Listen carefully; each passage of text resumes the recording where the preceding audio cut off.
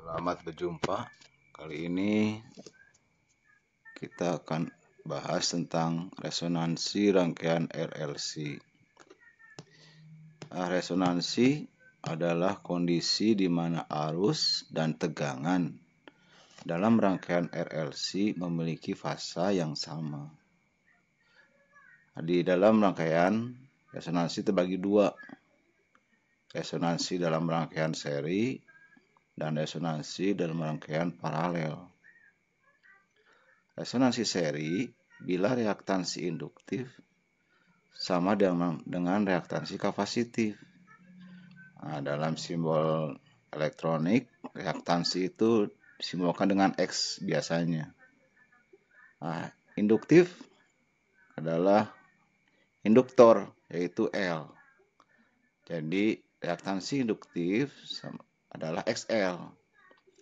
Dan reaktansi kapasitif identik dengan kapasitor, kapasitif. Maka simbolnya adalah XC.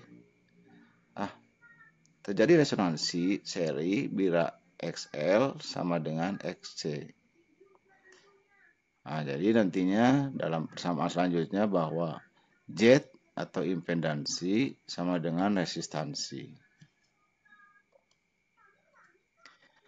Dalam resonansi paralel bukan lagi reaktansi, tapi suseptansi. Jadi ada suseptansi induktif akan sama dengan suseptansi kapasitif pada suatu cabang dan pada cabang yang lain. Jadi BL sama dengan BC. Jadi BL adalah suseptansi induktif dan BC adalah suseptansi kapasitif. BL ini persamaannya adalah min 1 per omega L atau min 1 per 2 PFL. Sedangkan BC adalah omega C. Gitu ya. Bila frekuensi pada sumber tegangan diubah-ubah, maka akan terjadi resonansi ketika reaktansi induktif sama dengan reaktansi kapasitif. Ini kalau begitu yang namanya tegangan diubah-ubah, frekuensinya adalah tegangan bolak-balik. Seperti inilah gambarnya. Jadi untuk yang seri dia disejarkan ya antara R, L, dan C. Reaktansi induktif XL sama dengan 2 PFL atau omega L. Reaktansi kapasitif atau XC sama dengan 1 per 2 VFC atau sama dengan 1 per omega C. Jika XL, jika omega L lebih dari omega C, maka disebut rangkaian induktif. Sebaliknya, jika XC lebih dari XL, maka disebut rangkaian kapasitif. Total rangkaian impedansinya atau Z sama dengan akar R kuadrat ditambah XT kuadrat atau R ditambah JX. Dengan X adalah reaktansinya. Jadi kalau disederhanakan lagi bahwa Z sama dengan R ditambah J, untuk X-nya adalah omega L kurangi omega C. Ya. Karena dia omega L kurang omega C sama dengan 0 atau omega L sama dengan omega C, bagian ini sama dengan 0 ya. Jadi tinggal Z sama dengan R. Dalam grafik reaktansi induktif, dia berbentuk garis lurus, garis dengan kemiringan, ya, bukan garis lurus tapi dengan kemiringan. Jadi dia seperti ini grafiknya, reaktansi vs frekuensi. Untuk kapasitif, dia seperti peluruhan grafiknya. Jadi bagian yang vertikal adalah reaktansi, bagian yang horizontal frekuensi. Dia seperti ini peluruhan. Jadi kalau grafik seperti ini dijabarkan bila saat pada 0 frekuensinya ini setelah hingga XC-nya. Ya, seperti inilah. Dia bentuk asimptotnya. Pada frekuensinya lebih besar atau tak hingga nantinya ke sininya, berarti X-nya mendekati 0. Asimptot juga, tapi dia tidak sama dengan 0. Jadi 1/omega C. Bila digabungkan antara grafik induktif sama kapasitif, yang bagian ini ya lurus dengan kemiringan, dan bagian seperti peluruhan ini seperti ini gambarnya. Ini adalah reaktansi induktif yang dengan kemiringan, dan bagian yang meluluh adalah reaktansi kapasitif. Di mana terjadi resonansi? Resonansi bila sama dengan. Berarti di sini, di tengah-tengah. XL sama dengan XC. Ya. Nah, dilihatlah di grafik ini bagaimana bila kapasitif, bagaimana bila induktif grafiknya. Daerah mana posisinya. Gitu ya. Nah, dalam persamaan selanjutnya bahwa XL ini kan sama dengan XC. Jadi kalau kita jabarkan lagi, XL ini adalah 2VFL dan XC ini adalah 1/omega-C atau 1/2VFC. Bila diturunkan secara matematik bahwa F kali F ini kan F kuadrat. Dan yang bagian ini pindah ke sini ya, 1/2VFL. Yang ini juga sama, pindah ke sini 1/2VFC. Atau sama dengan 1/4 LC. Jadi F-nya adalah akar 1/4 LC atau 4 pi kuadratnya dikeluarkan. Jadi 2 pi ya, 2 pi. Jadi frekuensi reaktansinya FR ya sama dengan 1/2 pi akar LC. Pastinya kalau namanya frekuensi dalam hertz ya satuannya. Gitu ya. Karena 2πf adalah omega, 2πf omega, maka persamaan ini, F ini, kalau dalam bentuk omega sama dengan 1/akar LC. Ya, 1/akar LC. Gitu. Bagaimana hubungannya arus saat terjadi resonansi? Jadi seperti ini. Jadi kalau lihat kedua sisi resonansi, bagian grafik ini ya, PL kurangi VC ini masih ada. Tapi pada saat resonansi tegangan turun sama dengan 0, maka 0 pi ya di sini. Begitu, seperti inilah. Dia tidak ada nih rangkaian R sama C-nya. Cuman R saja, VR saja. Jadi kalau buat dalam bentuk grafik, grafiknya seperti ini nih. Seperti gunung ya. Seperti gunung dengan puncaknya adalah pi per R dari grafik ini. Pi per R atau Imax gitu ya. Bagian kiri adalah arus untuk reaktansi kapasitif dan bagian kanan adalah arus untuk reaktansi induktif. Ya, seperti inilah grafiknya. Sekarang bagaimana dengan sudut fasa saat jadi resonansi?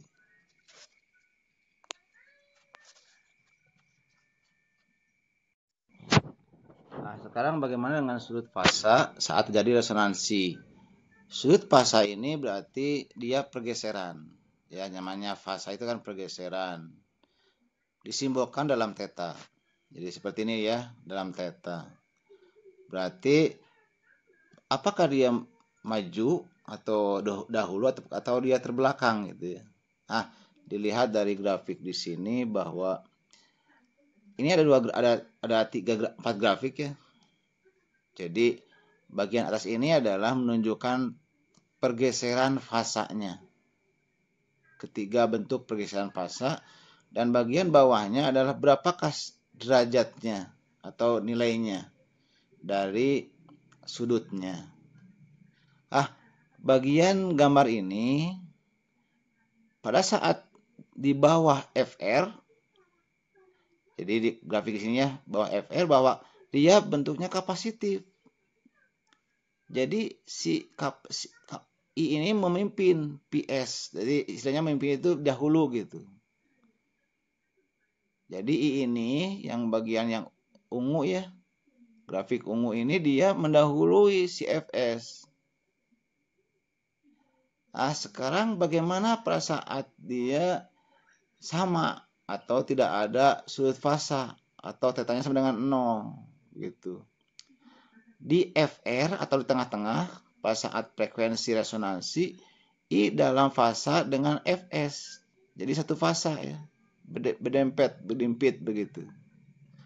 Jadi si warna ungu sama dengan warna biru ini dia sama. Pada saat awal, pertengahan sama akhir gitu. Cuma beda di sini ketinggian saja. Sekarang bagaimana di saat frekuensi RR di atas gitu, FR ya.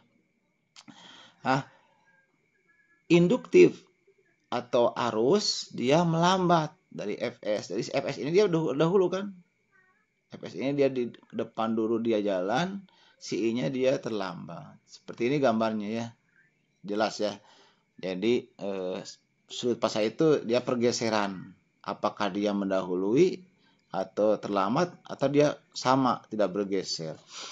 Secara grafik sudut fasanya ada yang negatif 45, negatif 90, jadi dia ya setengahnya ya. Dari 90 45 positif sama negatifnya. Ini frekuensi. Ini adalah frekuensi resonans tengah-tengah. Pas saat 0 dia frekuensi resonans. Dalam resonansi bagaimana dengan lebar pita atau bandwidth? BW ya, bandwidth itu BW. Di grafik hubungan antara bandwidth sama arus digambarkan seperti gambar ini. Jadi garis vertikal adalah arus, garis horizontal adalah frekuensi, I maksimum adalah Imax, I sama dengan P per R ya. Bagaimana bandwidth itu di mana posisinya? Bandwidth itu adalah lebar pita, berarti ada frekuensi rendah, FL atau frekuensi low. Ada frekuensi resonans di tengah-tengah dan ada frekuensi yang tinggi, frekuensi high atau high frekuensi. Pada saat dia kekuatannya negatif 3 desibel, berarti nilai dari arusnya adalah 0,707 Imax gitu, Imax atau Imax per AK2 ya, seperti itu. Sekarang bagaimana kekuatan daripada arusnya pada saat dia XC lebih dari XL dan saat dia XL lebih dari XC. Ini dibentuk dari resistansi ya. Ada R kecil, ada R medium, ada juga R besar. Ya. Jadi pada saat I sama dengan P per R ya. R kecil pastinya arusnya besar.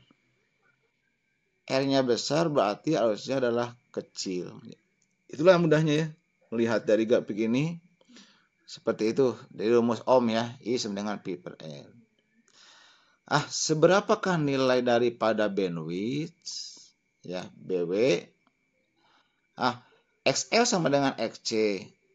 Ya, tadi di sebelumnya ada persamaan bahwa omega sama dengan 1 per AKLC. Yang ini ya. Seperti ini. Kita ulang lagi bahwa omega R adalah 1 per AKLC. Jadi nanti itulah daerah inilah bandwidth-nya.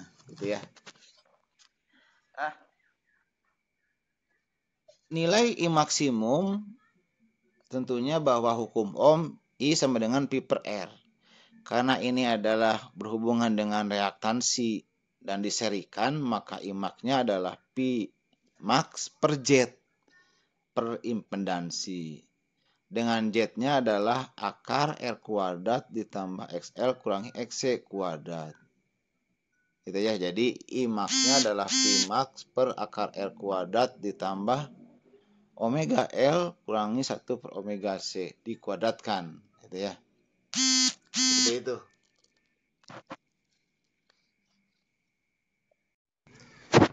Nah, sekarang bagaimana persamaan daripada bandwidth? Bandwidth ini persamaannya adalah frekuensi resonansi dibagi dengan Q. Q ini adalah faktor kualitas, ya. Nah, dengan frekuensinya adalah frekuensi resonansi. Nah, nilai Q ini adalah omega L dibagi dengan L. Jadi omeganya adalah 2pi F L kali L dibagi R. Nah, di sini berarti omega L-nya adalah XL dibagi dengan L. Atau 1 per omega R CR. Gitu ya. Nah, lihat lagi lah persamaannya ya. Sebelumnya ada hubungan dengan 1 per CR-nya. Atau Q ini adalah XC dibagi dengan L. Atau juga 1 per R dibagi 1 per R AKLC.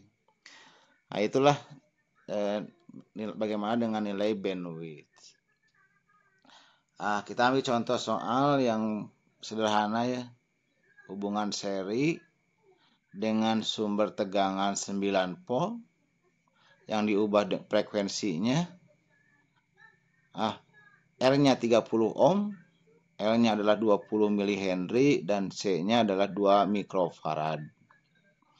Frekuensinya resonansi ada persamaan sebelumnya sama dengan 1 per 2 pi akar LC. Tinggal masukkan saja. 1 per 2, pi-nya adalah 3,14, L-nya adalah 0,02, C-nya adalah 2 kali 10 pangkat 6. Mikro kan 6 ya. Nah, nilai frekuensinya sama dengan 796 Hz. Jadi I yang melewati rangkaian ini adalah Pi per R. Pi-nya 9 volt, R-nya adalah 30 ohm atau 0,3 ampere atau 300 miliampere.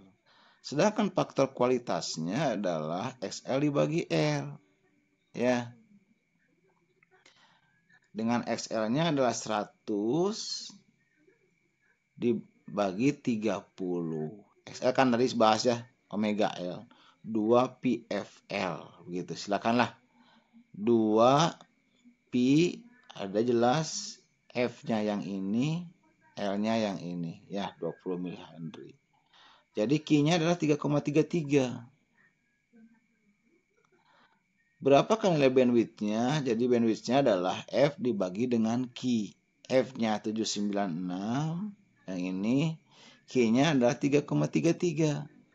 Jadi nilai bandwidth-nya adalah 238 Hz. Ya. Nah, frekuensi low-nya atau frekuensi rendahnya adalah FR kurangi setengah BW. Bandwidth ya. Atau 677 Hz. Frekuensi tingginya 950 Hz. Nah, dipetakan dalam bentuk grafik seperti ini grafiknya. FL di bawah 677 Hz. Frekuensi resonansinya tengah-tengah 796 Hz. Frekuensi tingginya atau F high-nya 915 Hz. Jadi nilai bandwidth-nya yang tengah ini ya. Ya seperti inilah. Dengan arus maksimumnya adalah yang tadi 300 miliampere. Gitu. Seperti itulah contoh yang paling sederhana. Ya. Jadi itulah pembahasan tentang resonansi rangkaian LRC untuk yang seri. Terima kasih.